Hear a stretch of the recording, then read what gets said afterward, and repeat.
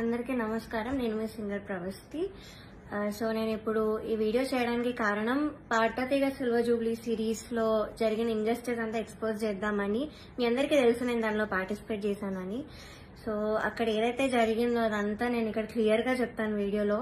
Stories పెట్టాను, చాలా మంది థౌజండ్స్ ఆఫ్ రిప్లైస్ వచ్చాయి స్టోరీకి ఏం జరిగింది అని. సో దీనిలో అంతా నేను క్లియర్ గా ఎక్స్ప్లెయిన్ చేస్తాను. మిస్ అవ్వకుండా లాస్ట్ వరకు ఈ వీడియోని చూడండి. సో ఈ వీడియో చేద్దాం అనుకునే ముందు చాలా మంది ఆపడానికి వచ్చారు నన్ను ఈ ఫీల్డ్, మ్యూజిక్ ఫీల్డ్ నుంచి. బికాజ్ నీ కెరియర్ ఎఫెక్ట్ అవుతుంది, నీకు మంచి ఫ్యూచర్ ఉంది, ఎందుకు పాడు చేసుకుంటావు అని చాలా మంది ఆపడానికి ట్రై చేశారు. కానీ నేను ఇంకా డిసైడ్ అయ్యాను నాకు మ్యూజిక్ ఫీల్డ్ కి సంబంధం ఉండదు అని. బికాజ్ ఇంత ఇంజస్టిస్ జరిగేటప్పుడు నాకు ఉండాలని లేదు. పాడతీగ రియాలిటీ షోస్ అనే కాదు, దాని బయట కూడా చాలా జరుగుతున్నాయి. I make a different video for that. కానీ ఈ వీడియో మాత్రం ఓన్లీ ఫర్ పాడతీగ. సో నేను డిసైడ్ అయింది అందుకే.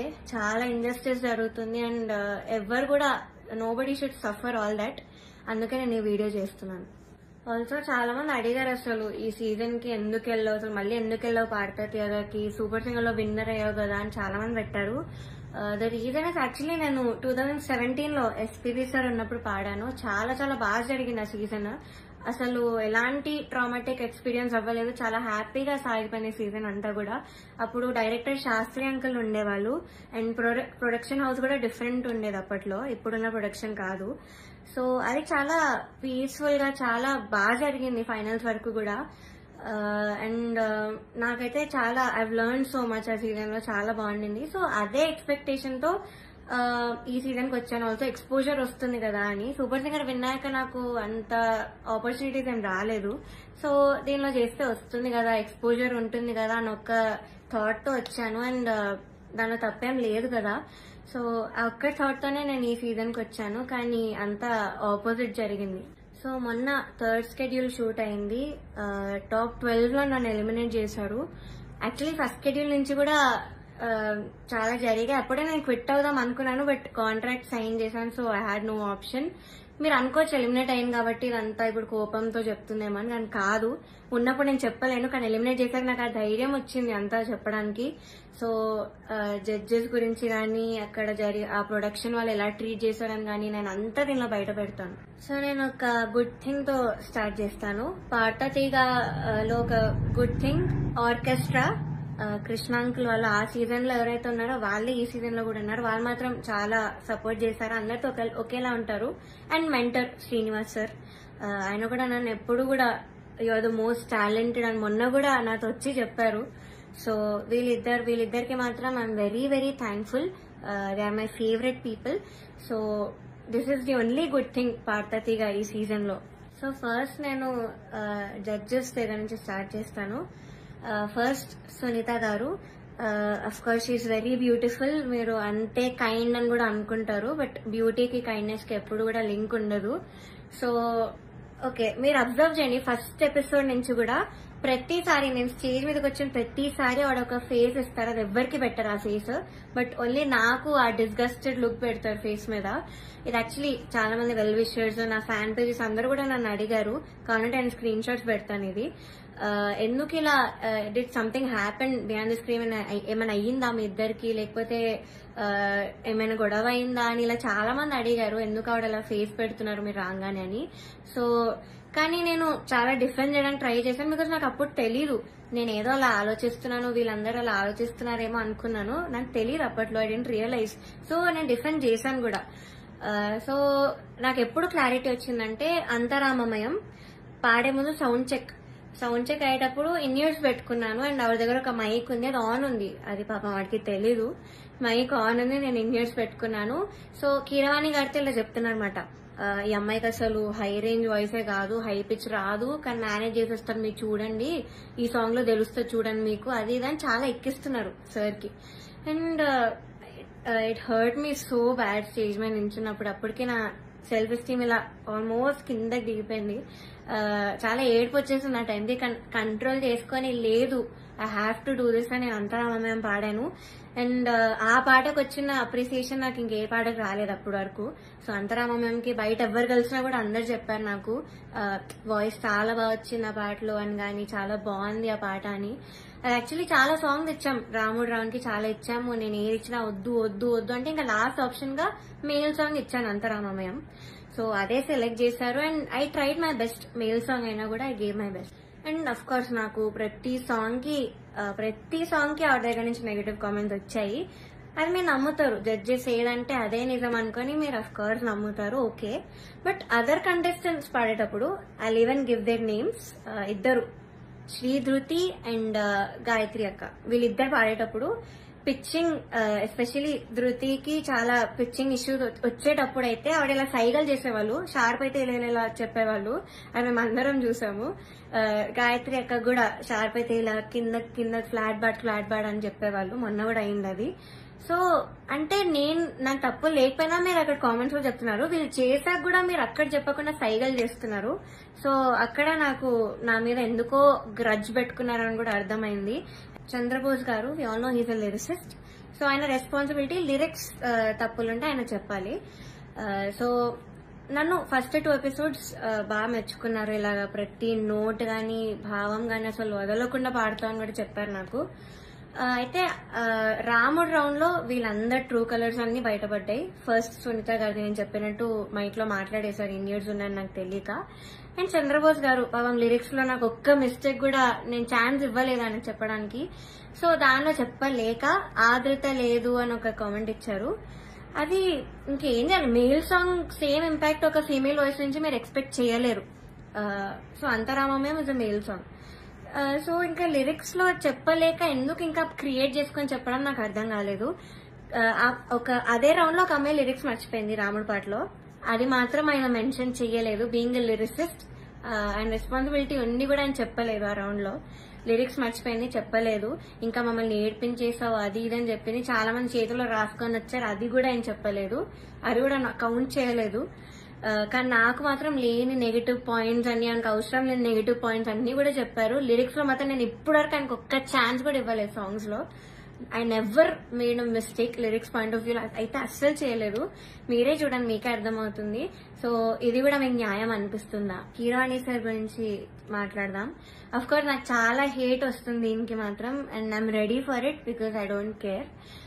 పర్సనల్లీ నాకైతే నెగటివ్ కామెంట్స్ రాలేదు ఆయన దగ్గర నుంచి. బట్ సెట్ లో ఎలా మాట్లాడతారు, అసలు ఏం చెప్తారు అనేది నేను ఇక్కడ చెప్తాను. పాయింట్ నెంబర్ 1, మెలడీస్ పాడిన వాళ్ళకి మాత్రం వాళ్ళు ఎలా పాడినా కూడా నేను ఆటోమేటిక్ గా మంచి స్కోర్ తీస్తాను అని ఆయన నోట్తో ఆయనే చెప్పారు. So he's very bias towards melody songs and his compositions.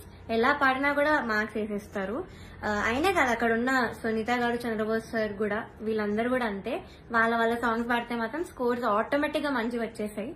So ఇది point number 1.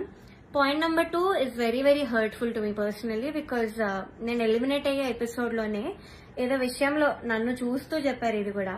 So the thing is, నేను మీ అందరికీ తెలుసు సూపర్ సింగర్ లో నా ఫైనాన్షియల్ సిచ్యువేషన్ గురించి కానీ అంతా బయట పెట్టాను. సో దానివల్ల నేను కొన్ని వెడ్డింగ్ షోస్ అలాంటివి చేయాల్సి వచ్చింది. సో ఈ పాయింట్ మీద సార్ మాట్లాడారు. ఏమన్నారంటే అసలు వెడ్డింగ్ షోస్ చేసేవాళ్ళు నా దృష్టిలో సింగర్సే కాదు, నాకు చాలా అసహ్యం, it's like you're disrespecting music అని మాట అన్నారు. చాలా చాలా బాగా అనిపించింది, అదేంటి అంత స్టేజ్ లో ఉన్నాయని ఇలా మాట్లాడారేంటి అని. సో ఇదొకటి, నన్ను చూస్తూ మాట్లాడారు ఇంకా. So it was very hurtful. Point number 3, so third వచ్చిన వాళ్ళకి ఆయన 1 lakh ఇస్తా అని చెప్పారు. 4th ప్రైజ్ వాళ్ళకి మూవీలో సాంగ్, అండ్ 5th ప్రైజ్ వాళ్ళకి ఆయన గ్రూప్ లో చేర్చుకుంటామని చెప్పారు సార్. సో ఇది ఎలా చెప్పారంటే, 5th ప్రైజ్ వచ్చిన వాళ్ళకి నా దగ్గర కొంతమంది రోజు వచ్చి చాకరీ చేస్తూ ఉంటారు, వాళ్ళ ట్రూప్ లో జాయిన్ చేసుకుంటా అని చెప్పారు. ఇలా చాకరీ అనే వర్డ్ వాడారు. అంటే ఇది డిస్రెస్పెక్ట్ఫుల్ కాదా? So this was very very bad. అంటే అలా అనకూడదు, సింగర్స్ ఇలా చాకరీ చేసిపోతారు, దానిలో మిమ్మల్ని కూడా జాయిన్ చేసుకుంటారని ఇలా అన్నారు. సో మీకు ఎలా అనిపిస్తుందో ఇంకా మీరు ఆలోచించండి ఒకసారి. డైరెక్టర్ జ్ఞాపిక ప్రొడక్షన్స్ వాళ్ళ అనిల్ గారు అండ్ హిజ్ వైఫ్, వీళ్ళే మెయిన్ అక్కడ అంతా కంట్రోల్ చేసేది, అంతా వెనకాలంతా చేసేది వీళ్ళే. సో ఫస్ట్ పాయింట్ వచ్చేసి సాంగ్ సెలెక్షన్. ఫస్ట్ నేను మీకు చెప్పినట్టు జడ్జెస్ అక్కడ బయాస్డ్. సో కిరాణి సార్ ఏమో మెలడీస్ వాడితే వేసేయడం, ఆయన కంపోజిషన్స్ వాడితే వేసేయడం, చంద్రబోస్ సార్ కూడా అంతే, సునీత గారు కూడా అంతే సేమ్. సో ఇలా తెలిసేసరికి ఒక కంటెస్టెంట్ కి మాత్రం ఓన్లీ వాళ్ళ సాంగ్ దే ఇచ్చారు, మోస్ట్లీ వాళ్ళ సాంగ్ దే ఇచ్చారు ప్రతి రౌండ్ లో.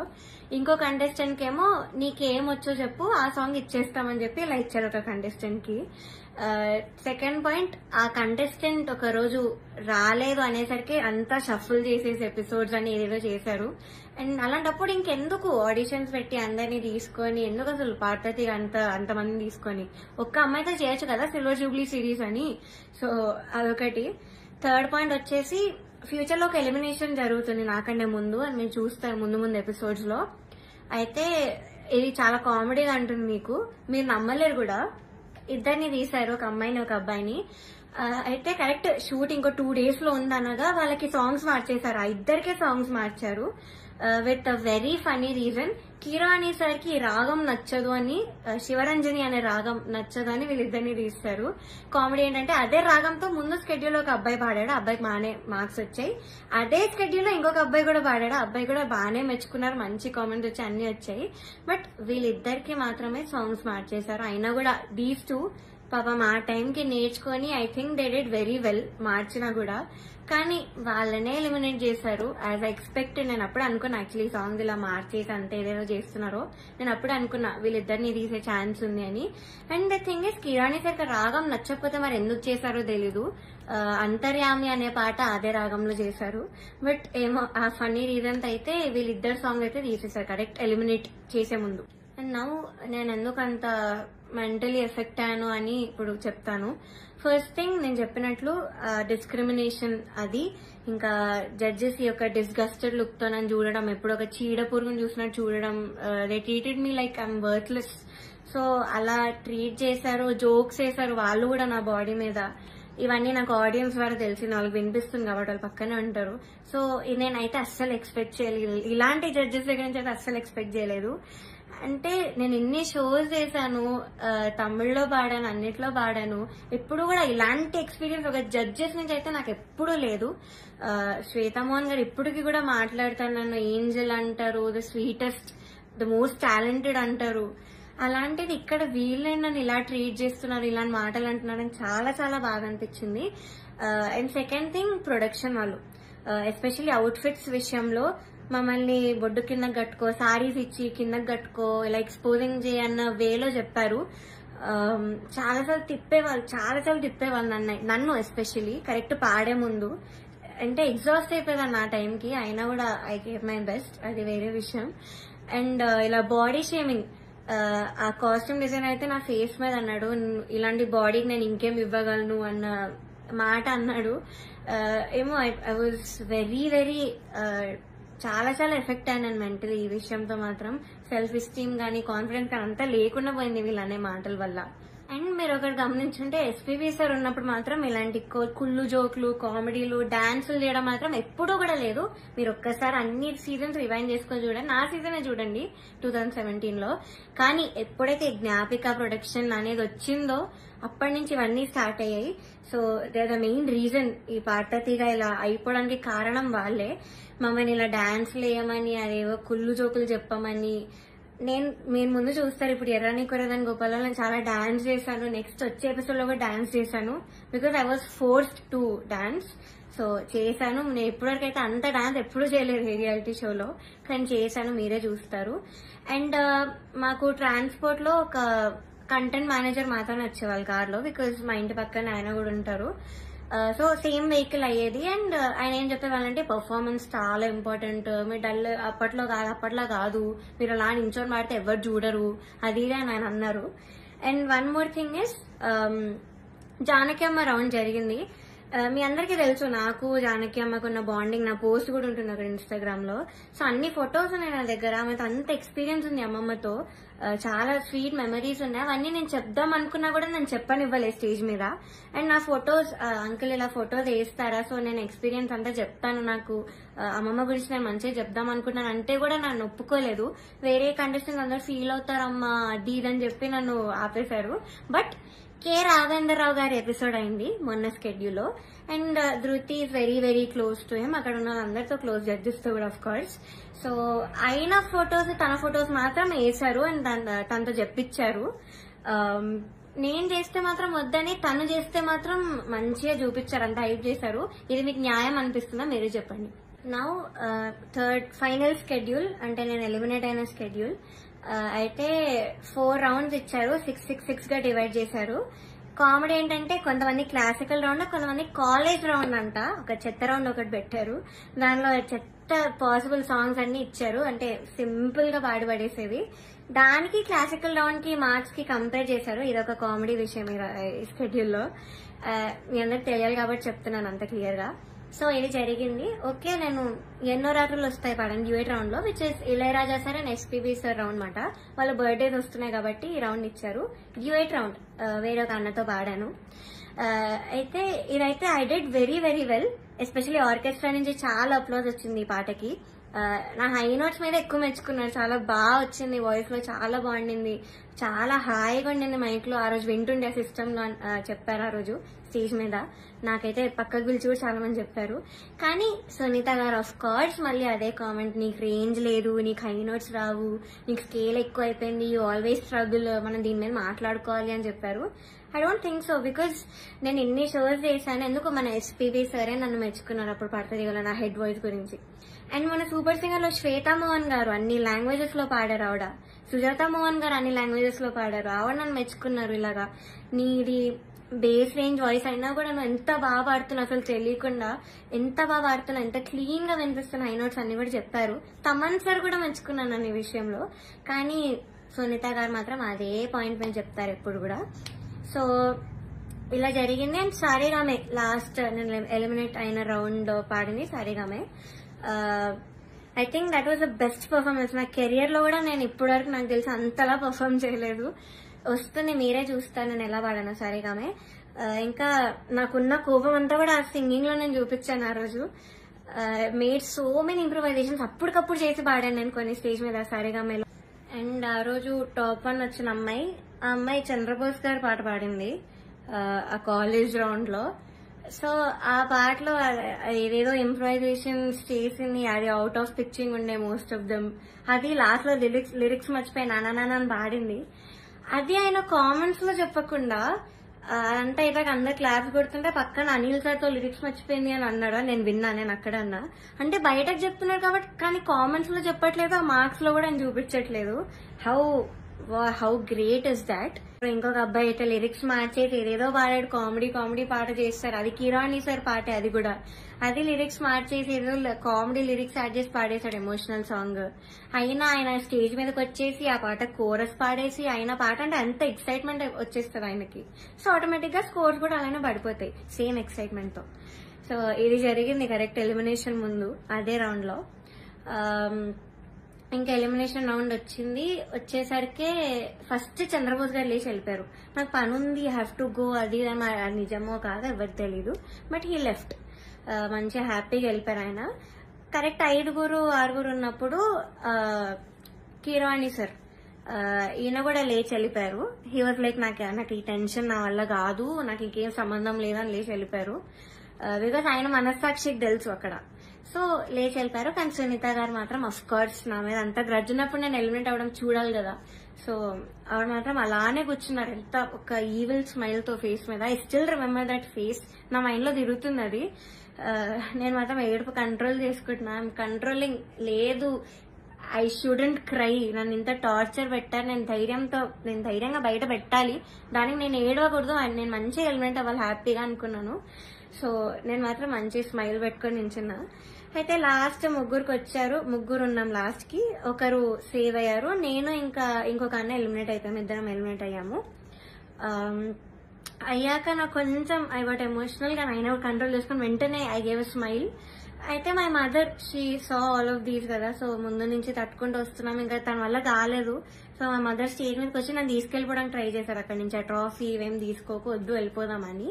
సో అదే ఎమోషనల్ మైండ్ సెట్ తో సునీత గారి దగ్గరికి వెళ్ళి ఎందుకు ఇంత అన్యాయం చేశారు అని ఇలానే అనింది మా మదర్. బట్ సునీత గారు ఆవిడ రిప్లై మాత్రం, నువ్వు వెళ్ళి ఇక్కడ ముందు ఇక్కడి నుంచి దయచేయి అనింది. ముందు ఇక్కడి నుంచి బయటకు వెళ్ళిపో అన్న వేలో ఆవిడ మాట్లాడారు. ఇలానే నువ్వు అన్నారు, which was very very cheap. అసలు ఎవరు ఎక్స్పెక్ట్ చేయరు అలాంటి జడ్జ్ నుంచి ఇలా మాటలు వస్తాయని. నేను కూడా ఎలిమినేట్ అయిన షోస్ కూడా ఉన్నాయి. నేను తమిళ్లో పాడి ఎలిమినేట్ అయ్యాను టాప్ 5 లో, హాఫ్ మార్క్ లో ఎలిమినేట్ అయ్యాది కూడా. అప్పుడు మేమేమి ఇలా ఎమోషనల్ అయిపోయి ఏం చేయలేదు, బికాస్ ఆ జడ్జెస్ అంత బాగా మాట్లాడారు కాబట్టి మాతో. చిత్రామ్మ ఎంత బాగా మాట్లాడతారు, ఇప్పుడు కూడా ఎంత బాగా ట్రీట్ చేస్తారు. ఆవిడ కాల్ చేసి కూడా మాట్లాడాను నేను ఎలిమినేట్ అయ్యాక. మమ్మీతో మాట్లాడారు, మనో సార్ కాల్ చేశారు, మాల్గుడి సుబ్బమ్మ మాట్లాడారు. అలా మాట్లాడతారు కానీ నువ్వు ఇక్కడి నుంచి వెళ్ళిపో, దయచేయి ఇక్కడి నుంచి దయచేయి అని అలా చెప్పారు ఆవిడ. అలాంటి వాళ్ళని మీరు ఇక్కడ ఎంత హైప్ చేసి పైన పెడతారో ఐ డోంట్ అండర్స్టాండ్ వై. ఇప్పటికైనా మీకు అర్థం కావాలి వాళ్ళ గురించి. కానీ ఎందుకో మీ మైండ్ సెట్ కి ఎక్కదు. నాకు డౌటే, నేను చెప్పేది కూడా మీకు ఎక్కుతుందో లేదో. కానీ నేనైతే అంత ధైర్యంగా బయట పెట్టాను, బికాజ్ నేను ఈ కెరియర్ వదిలేద్దామని డెసిజన్కి వచ్చాక నేను ఇవన్నీ బయట పెడుతున్నాను. బికాజ్ నాకు ఇంకా రావు ఆపర్చునిటీస్, ఎందుకంటే పెద్ద పెద్ద నేమ్స్ తీసుకున్నాను, వీళ్ళందరూ మేము చెప్పాను కాబట్టి నాకు ఇంకా ఉండదు. ఈ మ్యూజిక్ లో నాకు ఇంకా ఎలాంటి ఛాన్స్ అనేది రాదు. నేను అది డిసైడ్ అయ్యి ఇవన్నీ పెట్టాను. ఈ వీడియో చేయడానికి మెయిన్ రీజన్ వచ్చేసి మీరు ఇదంతా చూసి ఇప్పటికైనా రియలైజ్ అయ్యి ఇలాంటి ఫ్రాడ్ షోస్ అన్ని కూడా చూడడం మానేసి, ఆ స్పాన్సర్స్ కూడా స్పాన్సర్ చేయడం మానేసి బ్యాన్ చేస్తారని ఒక హోప్ తో నేను చేశాను ఈ వీడియో. అండ్ నాలా చాలా మంది సఫర్ అయిన వాళ్ళు ఉన్నారు, కానీ ధైర్యం లేక కెరియర్ గురించి ఆలోచించి చాలా మంది మాట్లాడకుండా ఆగిపోయారు. నేను మాత్రం కెరియర్ వదిలేస్తున్నాను కాబట్టి ఇదంతా చెప్తున్నాను కెమెరా ముందు ధైర్యంగా. సో జడ్జెస్, మీరు ఆ సీట్ లో కూర్చున్నప్పుడు మీకు ఒక రెస్పాన్సిబిలిటీ ఉంది, జస్టిస్ చేసే ఒక రెస్పాన్సిబిలిటీ. కానీ మీరు అది చేయకుండా మీ ఇష్టం వచ్చిన వాళ్ళని తెచ్చి మా అమ్మాయివే నువ్వు, నేను బుడతల బ్యాచ్ నుంచి నువ్వు అప్పటి నుంచి చూస్తున్నాను అది ఇది అని చెప్పి ఇవన్నీ చేసి మీరు సరస్వతి అమ్మవారిని అవమానం చేస్తున్నట్టు, మీరు షేమ్ చేస్తున్నట్టు, ఇన్సల్ట్ చేస్తున్నట్టు సరస్వతీదేవిని. సో మీరు ఇలా చేసే పని అయితే ప్లీజ్ డోంట్ సీట్ లో కూర్చోకండి. ఇంకా చిత్రమ్మ, ఎస్పీ శైలజమ్మ, మనో గారు వీళ్ళు ఉంటే ఎంత బాగుంటుంది ఆ ప్లేస్ లో, ఎంత బాగుంటుంది ఆ జడ్జ్మెంట్. సో అది మాత్రం చేయకండి, because what all you doing is injustice. మాలాంటి లైఫ్ తో ఆడుకుంటున్నారు. ఇలా మాకేం పవర్ లేదు, మనీ లేదు, we can buy anybody bribes ఇచ్చి, గిఫ్ట్స్ ఇచ్చి మేము అవేం చెయ్యలేము. నాకు అందుకే ఆపర్చునిటీస్ కూడా రాలేదు. వచ్చినవి కూడా ఇలాంటి కొన్ని క్యారెక్టర్స్ మధ్యలో వచ్చి లాగేసుకున్నారు అన్ని ఆపర్చునిటీస్. సో దయచేసి ఇలా ఒక లైఫ్ తో ఆడుకోకండి. మీకు అంత ఇంజస్టిస్ చేయాలంటే అలా కూర్చోకండి, అసలు జడ్జెస్ సీట్ లోనే కూర్చోకండి. వాళ్ళు వేరే వాళ్ళని పెట్టుకుంటారు, ఇలా చిత్రామ్మ ఇలాంటి వాళ్ళని ఏదో ఒకటి చేసి పెట్టుకుంటారు. That is the right thing to do. So ఇప్పుడు నేను పెద్ద పెద్ద పేర్లను పాయింట్అవుట్ చేశాను, అంతా ఎక్స్పోజ్ చేశాను, ప్రొడక్షన్ ఎక్స్పోజ్ చేశాను. So I know I'm in danger. Audience కి ఏం తెలియాలంటే, నాకు ఏమైనా అయినా, మా ఫ్యామిలీకి ఏమైనా అయినా, లేకపోతే మేము ఏమైనా చేసుకున్నా, సునీత గారు, Chandrabose garu, Keeravani garu, Gnapika productions Anil sir is responsible for all of this.